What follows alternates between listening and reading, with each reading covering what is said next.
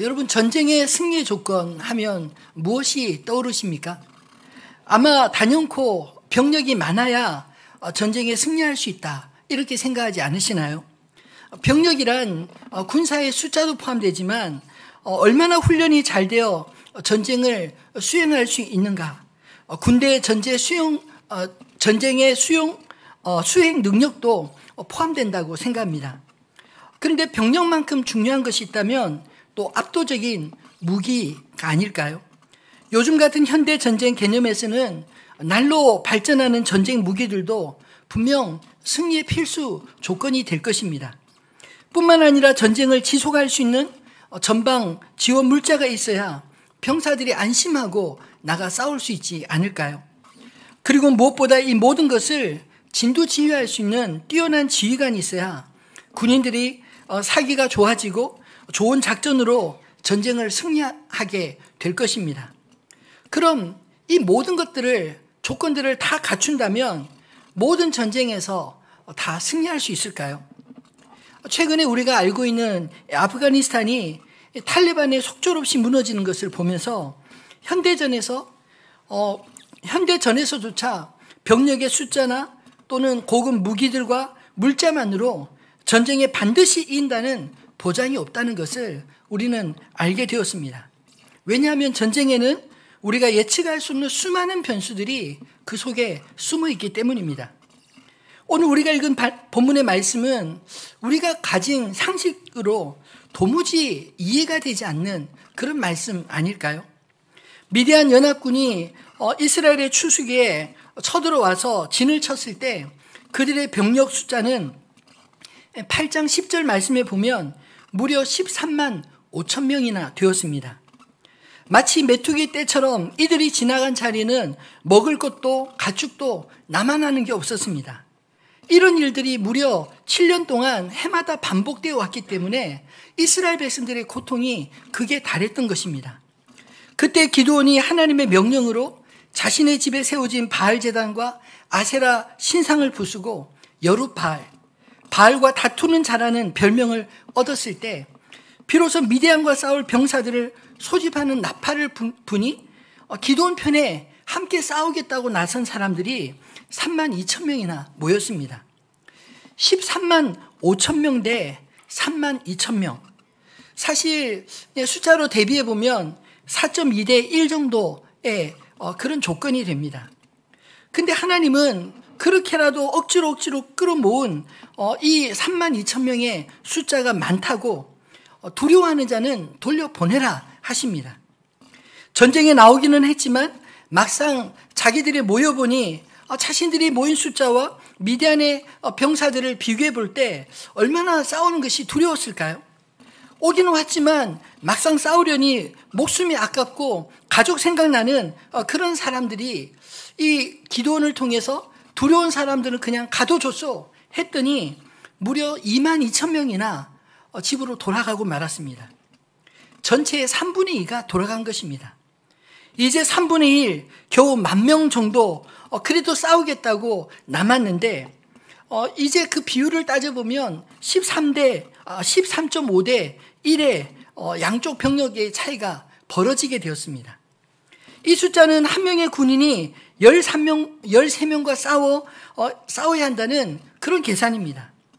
근데 하나님은 이 숫자도 많다 하시며 물가로 데려가 물 먹는 모습을 보고 두 번째로 떠나 보내는 자와 남는 자를 정하게 하셨습니다. 아니, 물 먹는 방식이 전쟁에 나가 싸우는 것과 무슨 상관이 있습니까? 혹자는 양쪽 무릎을 꿇고 물을 마시는 것은 이미 적에게 무릎을 꿇은 거나 마찬가지고, 한쪽 무릎만 꿇고 물을 손으로 떠서 마시는 자는 유비무환의 자세여서 합격을 받았다, 이렇게 말하는 사람도 있습니다. 그렇게 모집되었다고 싸움을 잘하는 기준으로 뽑은 것은 아니지 않나요? 오로지 성경에서 강조하고 있는 것이 있다면 하나님께서 그들의 숫자를 많게 보셨고 그 숫자를 줄이기 원하셨다라는 것입니다. 이렇게 정하신 방법으로 기드온 편에 끝까지 싸우도록 남겨진 사람은 불과 300명밖에 되지 않았습니다. 집으로 돌아간 사람이 10,000명 중에 9,700명은 되돌아가게 된 것이죠. 이제 미디안 대군과 기드온 편의 군인의 비율이 무려 450대 1이나 되었습니다. 한 사람이 450명과 상대해서 그 300명이 모두가 이겨야 승리할 수 있는 그런 전쟁이 되었습니다. 처음 모인 32,000명 중에 이 300명의 숫자는요, 고작 1%도 되지 않습니다. 아니, 99%는 그냥 다 돌아간 것입니다. 그렇다면 도대체 왜 하나님은 이렇게 무모하게 우리가 알고 있는 상식을 초월해 오히려 모여진 군대를 강제로 줄이게 하셨을까요? 우리 생각으로는 도무지 말도 안 되는 이 비상식적인 일을 왜 기드온에게 요구하셨을까요? 하나님은 아무 이유 없이 대책도 없이 그렇게 하시지 않으셨습니다. 혹시 하나님께서 나에게도 이런 상식적이지 않은 일을 요구하실 때 여러분 같으면 어떻게 하시겠습니까? 오늘 말씀을 통해서 하나님이 기드온에게 그런 요구를 하신 이유를 깨닫게 되고 하나님의 방법을 찾을 수 있게 되기를 주님의 이름으로 축원합니다. 하나님은 아무 이유 없이 우리가 생각하는 비상식적인 방법으로 기드온의 병사들을 준비시킨 것이 아닙니다. 하나님께서 애써 모인 병사들을 직접 줄이라 이렇게 명하신 이유는 첫 번째로 그들이 승리하여 자고하지 않도록 하시기 위함이었습니다. 2절 말씀을 보면 첫 번째 이유를 명확하게 이렇게 설명하지 않습니까? 한번 같이 읽어볼까요?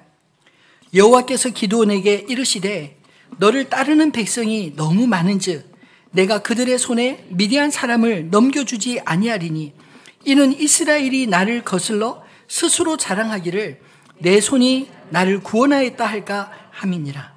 아멘. 여러분, 어떤 병법서에 또 나와 있지 않는 이런 조언이 아닌가요?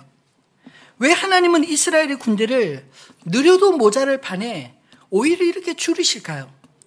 그 이유를 분명히 말씀하시길 이는 이스라엘이 나를 거스러 스스로 자랑하기를 내 손이 나를 구원하였다 할까 함이라.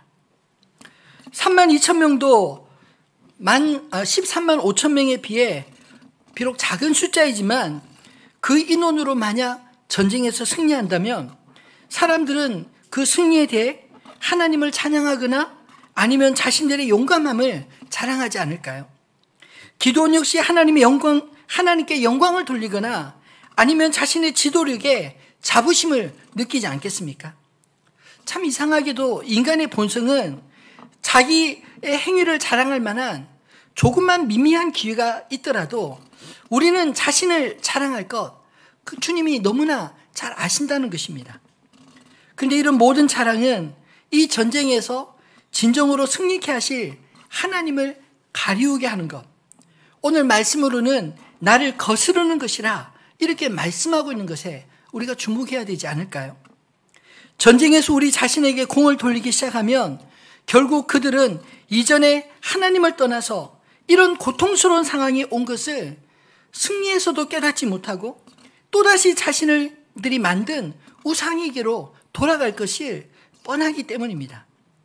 우리가 우리 자신을 스스로 구원할 수 있다거나 구원했다고 믿는 것은 난 하나님 없이도 잘 살 수 있다라고 믿는 것과 같지 않을까요? 그것은 결국 하나님을 떠나서 겪게 된 고난 속에서 그들이 아무런 교훈도 얻지 못하는 것이기에 어쩌면 가장 큰 영적인 위험이 되지 않았을까요? 사도 바울은 우리의 구원은 항상 하나님의 은혜로 말미암은 것이라는 것을 이렇게 설명하셨습니다.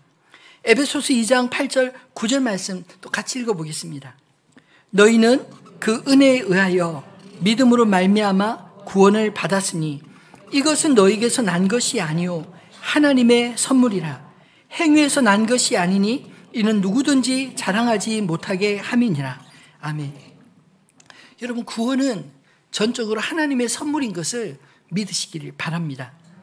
그러므로 하나님의 선물로 보지 못하도록 만드는 그 작은 성공들, 이것들을 하나님은 우리에게 오히려 경계하고 계신 것입니다. 우리가 자랑해야 될 것은 나의 구원이 아니라 나를 구원하신 하나님, 그분을 자랑해야 하지 않을까요? 하나님이 이스라엘 군대의 규모를 줄이신 것은 단순히 하나님이 그들을 통해 역사하셔서 승리케 하시려는 것이 아닙니다. 하나님은 삼손 한 사람을 통해서도 일하실 수 있는 분이십니다. 또 드보라와 바락처럼 여인을 사용하실 수 있고 수천 명을 통해서도 승리케 하실 수 있는 분이십니다. 하나님은 군사의 숫자를 줄이신 것이 하나님이 이루실 전쟁을 통해 그 영광이 어디로 가야 하는지 이스라엘이 분명히 보기에는 이 32,000명 아니 10,000명조차도 사람들이 너무 많다 이렇게 말씀하고 있는 것입니다. 그래서 하나님은 기드온에게 싸울 사람들의 수를 두 가지 방법으로 줄이게 하셨습니다. 집으로 돌려보낸 첫 번째 그룹은 두려워 떠는 자들이었습니다. 그들의 숫자는 무려 22,000명이나 되었고 전체의 3분의 2가 넘지 않습니까? 그들은 전쟁에 나가 싸울 마음이 없음을 공적으로 인정하고 그리고 떠나간 사람들입니다. 그들의 숫자는 비록 많았지만 두려움으로 떨던 그들은 정작 실제 전투에서는 뒤로 물러서서 오히려 다른 사람들의 사기까지 떨어뜨릴 수 있는 사람들 아닐까요? 싸우다가 한 사람이 뒤돌아서 도망치면 그 많은 사람들이 덩달아 같이 뒤돌아 도망가지 않겠습니까? 한 사람이 비명을 지르면 그 비명 소리를 듣고 옆에 있는 사람들도 다 같이 그 주눅 들고 또 겁먹지 않을까요? 여러분, 두려움은 이처럼 전염성이 강한 것입니다. 전쟁은 병력 숫자로만 싸우는 것이 아닙니다. 그들을 돌려보낸 것은 어떤 의미에서 합리적인 판단이 아닐까요? 군대의 사기를 염두에 둔 판단으로 하나님의 명령과 인간의 논리가 그렇게 다르지 않고 일치한다고 생각합니다. 그런데 두 번째 그룹은 그런 경우가 전혀 아니었습니다.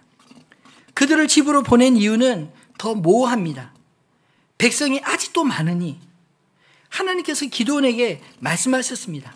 그리고 그들을 인도하여 물가로 내려가라. 거기서 내가 너를 위하여 그들을 시험하리라. 여러분, 그 시험한 방법이 물 떠먹는 방법 아닌가요? 기드온은 철저하게 하나님 명령을 따라서 그 뜻대로 남겨진 사람을 보니 10,000명 중에서 단지 300명밖에 되지 않았습니다. 9,700명을 또 다시 돌려보냈습니다. 어떤 이유 때문인가요? 단지 무릎 꿇고 입을 물에 대고 마신 것과 손을 사용해서 물을 떠마신 것밖에는 차이가 없지 않나요? 이런 구분은 그들의 체력이나 훈련됨을 평가한 것이 아니지 않습니까? 담력을 평가한 것도 아니지 않나요? 하나님은 기드온과 이스라엘의 승리를 위하여 그들의 힘이 아닌 전적인 하나님을 의지하게 하셨습니다. 숫자적으로는 도저히 불가능한 50대 1의 싸움이지만 이 싸움에서 기드온을 포함해 300명의 용사 그 누구도 상하지 않았습니다.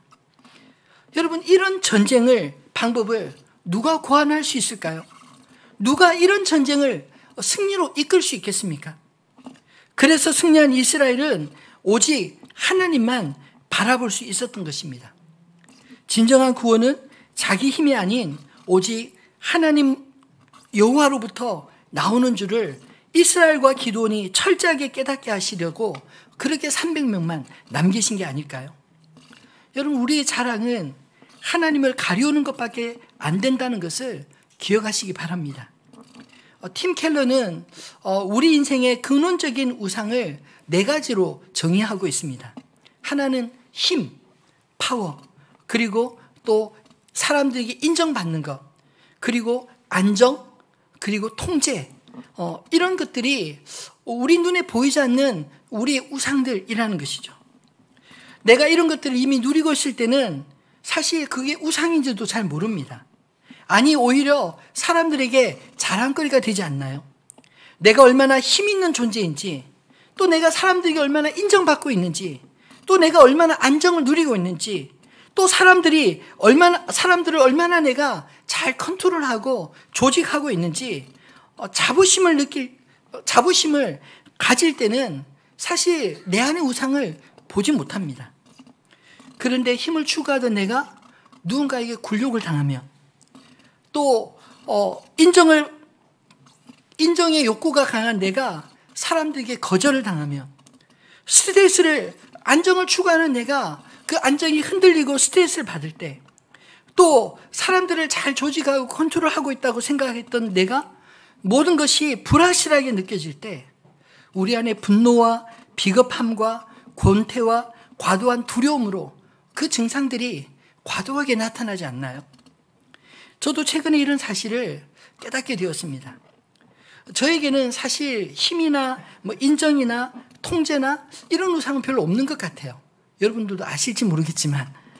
근데 저에게는 안정이라는 우상이 있습니다. 있었음을 최근에 깨닫게 되었습니다.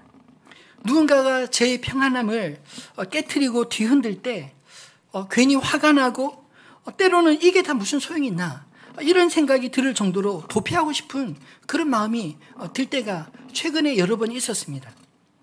하나님은 이런 우리의 자부심을 용납하지 않으시고 흔드시는 분이십니다. 그 이유는 오늘 말씀처럼 병사가 많다고 하시며 줄여야 되는 이유로, 이는 이스라엘이 나를 거슬러 스스로 자랑하기를 내 손이 나를 구원하였다 할까 함이니라. 이 말씀과 같지 않나요? 바라기는 우리의 자랑이 나의 우상이 되지 않기를 우리 주님의 이름으로 축원합니다. 두 번째로 이스라엘의 병사를 과도하게 줄이게 하신 이유는 자금으로 이기게 하기 위함이었습니다.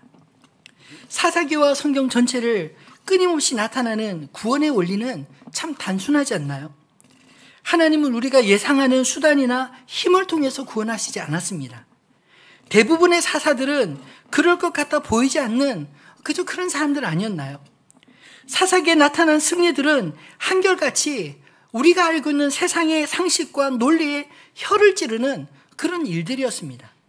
왼손잡이 에웃을 사용하신 것도, 여선지자 드보라를 사용하신 것도, 그리고 미디안 사람들을 두려워해서 포도 틀에서 그 타작을 하던 겁쟁이 기드온까지 하나님은 왜 이런 사람들을 부르시고 또 이런 식으로 하나님은 일을 하셨을까요? 우리의 생각이 약점으로 생각하는 것이 오히려 하나님 편에서는 강점으로 사용될 수 있기 때문 아닐까요? 사도 바울은 이런 사실을 가장 깊이 깨달았던 사람이라고 생각합니다. 그가 고린도후서 12장 7절로 9절에 기록한 말씀들은 우리가 너무 잘 아는 말씀입니다. 한번 같이 읽어볼까요? 여러 계시를 받은 것이 지극히 크므로 너무 자만하지 않게 하시려고 내 육체의 가시 곧 사단의 사자를 주셨으니 이는 나를 쳐서 너무 자만하지 않게 하려 하심이라. 이것이 내게서 떠나가게 하기 위하여 내가 3번 주께 간구하였더니 나에게 이르시기를 내 은혜가 내게 족하도다. 이는 내 능력이 약한 데서 온전하여짐이라 하신지라. 그러므로 도리어 크게 기뻐함으로 나의 여러 약한 것들에 대하여 자랑하리니 이는 그리스도의 능력이 내게 머물게 하려 함이라. 아멘. 여러분, 바울의 가시가 무엇인지 본문은 자세하게 기록하고 있지 않지만 많은 신학자들이 바울에게 있었던 안질이었을 것이라 이렇게 말합니다. 바울은 남의 병도 고치고 심지어 그 3층에서 잠자다 떨어져 죽은 그런 사람도 살린, 청년도 살린 그런 사람임에도 불구하고 정작 자신의 아픔, 정작 자신의 안질도 고치지 못하는 것이 오히려 부담스럽고 부끄럽지 않았을까요? 그래서 바울은 하나님 앞에 3번씩이나 간절히 그 문제를 해결해 달라고 기도했습니다. 그런데 하나님은 바울에게 그가 전혀 생각지 못한 방법으로 응답을 주셨습니다. 나의 은혜가 너에게 족하도다. 이는 나의 능력이 약한 데서 온전해짐이라. 무슨 말인가요? 하나님께서 바울에게 이미 주신 은혜가 크다라는 것입니다. 이미 충분하다는 것입니다. 그것은 바울의 가시가 바울의 자고하지 않도록 조절해주는 안전장치와 같은 것이라 이렇게 말하지 않나요? 여러분, 바울이 정말 자신의 연약함을 도무지 깨닫지 못하는 그런 완전함으로 완전한 은혜를 덧입었다면 어땠을까요? 자기도 모르게 더 교만해지지 않겠습니까? 그런데 자기가 남을 병을 고치면서도 정작 나 자신의 병을 고치지 못하는 것, 그걸 바라보면서 자신의 연약함을 깨닫고 그리고 하나님의 은혜 없이는 안 된다는 것을 고백하도록 만든 그런 안전장치가 아닐까요?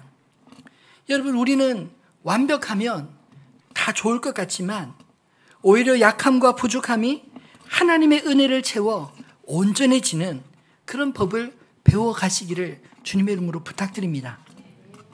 하나님은 내가 약점이 있다고 못 쓰시는 그런 분이 아니십니다. 아니, 나의 약점에도 불구하고 능하게 쓰실 수 있는 분이심을 이 사사들을 통해서 또 이스라엘 백성들을 통해서 우리가 알지 않나요? 저도 목사로서 정말 약점이 많은 사람입니다.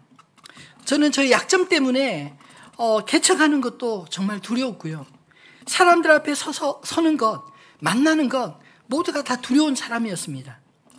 그런데 지난 12년을 돌아보니 하나님은 저의 약점을 덮어주셨고 오히려 주의 은혜로 채워가시는 것을 날마다 경험하게 해주셨습니다. 그래서 제가 하나님을 더 신뢰하게 되었습니다. 여러분, 하나님께는 나의 약점이 문제가 되는 것이 아니라 오히려 나의 장점 때문에 하나님은 인정하지 않고 하나님을 믿지 않고 내 힘으로 모든 것을 행하려고 하는 것, 이것이 더 큰 문제가 아닐까요? 하나님을 인정하지 않고 믿지 못하면서 하나님께 어떻게 우리 자신을 맡길 수 있겠습니까? 어떻게 내 인생의 미래를 주님께 의지할 수 있겠습니까? 어쩌면 우리가 하나님을 경험하지 못하는 것이 바로 이런 이유 때문은 아닐까요? 자신을 믿고 하나님을 믿지 않으면서 우리가 어떻게 하나님을 경험할 수 있을까요? 차라리 나의 자랑이 부서지고 우리의 마음이 낮아질 때 그때가 오히려 주님을 만날 그런 기회가 아닐까요? 이스라엘이 끊임없이 타락과 구원을 경험하는 과정에서 항상 따라오는 것이 여호와께 부르짖었더니 여호와께 부르짖었다라고 말하지 않습니까? 주님 없이 살아보니 결국 자신의 한계를 더 뼈저리게 깨닫고 난 이후 고난 속에서 주님을 찾을 때 비로소 하나님의 구원이 사사들을 통해 이루어졌다고 말씀하고 있습니다. 오늘 미디안으로부터 구원하시기 위해 하나님이 기드온을 부르시고 또 300명 용사를 선발하시는 것도 하나님의 구원을 이루시기 위함 아닐까요? 그러므로 우리 인생의 자랑으로 살아가지 마시고 우리 인생의 약함을 채우시는 하나님을 자랑하며 살아가는 저 여러분 되시기를 주님의 이름으로 축원합니다. 말씀을 맺겠습니다. 세상의 상식이 아닌 성화된 상식, 그것이 우리 안에 있어야지 않을까요? 여러분, 하나님의 역사를 바라볼 때 비상식적이라 생각되시나요? 많이 모여진 병사들을 계속 돌려보내는 것, 도저히 싸울 수 없을 300명만 남기는 것이 여러분 비상식적으로 보이십니까? 예, 세상의 관점으로 하나님을 믿지 않고 하나님이 없다고 하는 사람들의 관점으로 보면 분명 하나님이 하시는 일은 상식적으로 보이지 않을 것입니다. 그러나 하나님을 믿는 사람들의 눈으로 바라보면 온 우주와 세상을 창조하신 그분이 친히 개입하시겠다 하신 일인데 어떻게 우리 인간이 평가할 수 있을까요? 하나님 편에서 보면 무엇이 비상식적일까요? 하나님의 피조물인 인간이 하나님이 없다 하고 하나님을 빼어버린 채 자신들의 바벨탑에서 자기 의를 쌓아가는 모습들, 이것이 하나님 앞에 오히려 비상식적이 아니겠습니까? 우리 편에서 보면 하나님을 빼고 보느냐 아니면 하나님을 기억하고 기대하며 바라보느냐, 그 차이 아니겠습니까? 저는 이것을 상화된 상식이라 말할 수 있을 것 같습니다. 우리의 눈과 우리의 마음이 진실로 거듭난 시각으로 바라보면 모든 것들에 하나님이 행하시지 않은 것들이 하나도 없음을 깨닫지 않을까요? 여러분, 우리 다음 세대 걱정되십니까? 근데 사실은 우리 다음 세대를 망치고 있는 것이 바로 우리 자신 아닐까요? 아이들의 미래를 내가 만들려고 하면 여러분, 내 아이들이 내 뜻대로 되시던가요? 아이들도 각자의 하나님을 경험하고 그들을 지으신 주님을 만나야 할 텐데 신앙조차도 내가 억지로 만들려고 꿰어 맞추려고 하고 있지는 않나요? 여러분, 내가 만드는 것은 내 작품이고 하나님이 만지시는 것은 하나님의 작품인 것을 믿으시기를 바랍니다. 우리 자녀들이 내 작품이 되어 나의 자랑거리가 되기보다 하나님의 작품이 되어 하나님이 인정하시는 믿음의 삶을 살아가도록 내가 먼저 하나님의 사람 되어야 하지 않을까요? 저는 우리 인생의 결핍이, 우리 자녀들의 결핍이 하나님을 만나는 그런 축복의 통로가 될 수 있다고 믿습니다. 오늘 우리 시대의 진정한 문제는 어쩌면 이전 세대보다 결핍이 결여된 것을 축복이라 생각하고 어려서부터 자식들의 결핍 없이 키워보려는 부모들의 열심 때문에 이 아이들이 결핍 없이 자라는 것이 오히려 참으로 하나님을 떠나게 만든 것 아닐까요? 그저 공부만 잘하면 모든 것이 다 잘 되는 것일까요? 아니지 않습니까? 오히려 결핍이 없이 자란 아이들은 작은 결핍에도 무너지고 말입니다. 그 결핍이 누구 때문이라고 생각할까요? 부모 탓이라 생각하지 않겠습니까?